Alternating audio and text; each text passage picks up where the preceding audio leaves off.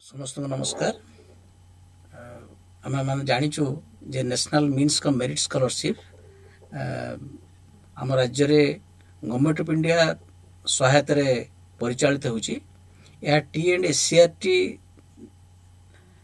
निर्देशालय तरफ समग्र राज्य में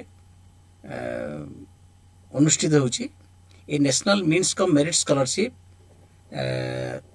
वास्तव में जो पिला माने ड्रॉप आउट हो जाउछंती सेही पिला माननकु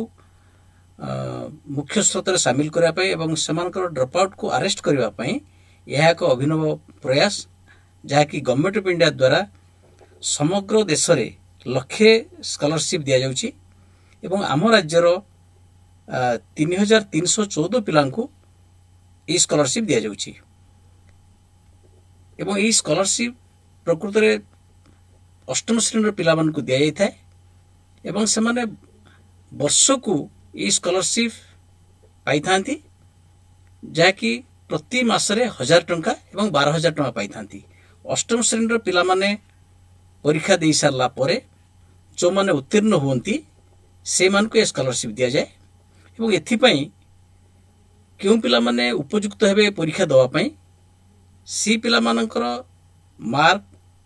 एवं आम राज्य सरकार जो रिजर्वेशन पॉलिसी अच्छी ता आधार स्थिरीकृत होता है।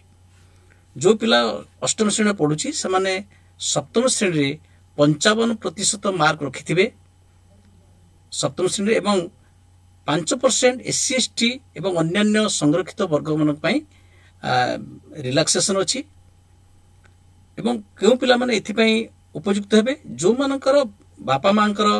आर्थिक आय समस्त सूत्रु 3,50,000 मध्य सीमित होइथिबो। ता सहित जो परिवार अन्नपूर्णा अंतर्दय एवं जो हमर NFSA एवं SFSA कार्ड गुडिक अछि से श्रेणी रे जो मान अंतर्भुक्त से माने ई स्कॉलरशिप पई उपयुक्त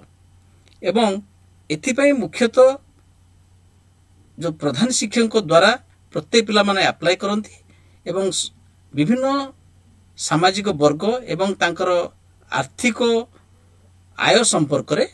प्रधान शिक्षक सूचना देथांती ताकू भित्ति करी SC/ST निर्देशालय तरफरु सेमानकु सिलेक्शन करा जाय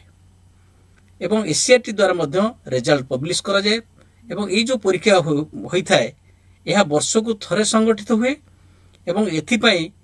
दुई प्रकार मैट एवं गोटे सैट मेंटल एबिलिटी टेस्ट एवं स्कॉलास्टिक एप्टीट्यूड टेस्ट ये भले दुईटी पेपर परीक्षा हुए 90 प्रति पेपर रे मार्क 90 मार्क लेखा एवं मल्टीपल चॉइस टाइप टेस्ट अनुष्ठित करा जाए एवं OMR सीट रे पिला माने या को भित्ति करी परीक्षा रे तांकर जोडा सफलता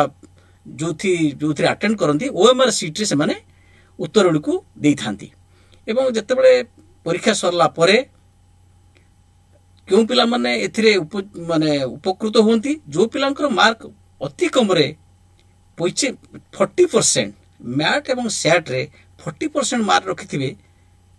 साधारण वर्ग रे एवं 32% अन्यान्य संरक्षित वर्ग रे से माने एई पई क्वालिफाई करथांती एवं ताकू भित्ति करी स्टेट लेवल गोटे रैंकिंग दिया जाय थाए एवं प्रत्येक जिला रे जो कोटा रही डिस्ट्रिक्ट कोटा ताकू आधार करी आम राज्य जो 3314 कोटा रही ता मध्यरु तांकू आधार करी स्थिर करा जाय थाए एवं आमे 2023-24 जदि डाटा को अनुधान करिवु देखिबु गत वर्ष 77,542 पिला ए परीक्षा पई आवेदन करथिले एवं सेथि मध्यरु 64,974 पिला परीक्षा देथिले एवं आमर जो स्टेट कोटा 3,314 अछि सेथि मध्यरु 3,313 पिला स्थिर करा जायतिला एवं से माने प्रति वर्ष नेशनल स्कॉलरशिप पोर्टल जो गवर्नमेंट ऑफ इंडिया अछि ताको आधार करी 4 वर्ष पई स्कॉलरशिप पाइबे। नवम दशम एकादश एवं द्वादश श्रेणी रे जो पिला पढ़िबे से माने पाइबे एवं सेगुडी को सब सरकारी स्वीकृति प्राप्त विद्यालय होइथिबो सेही पिला माने ये स्कॉलरशिप पाइया पई उपयुक्त प्रार्थी अटंती। Thank you.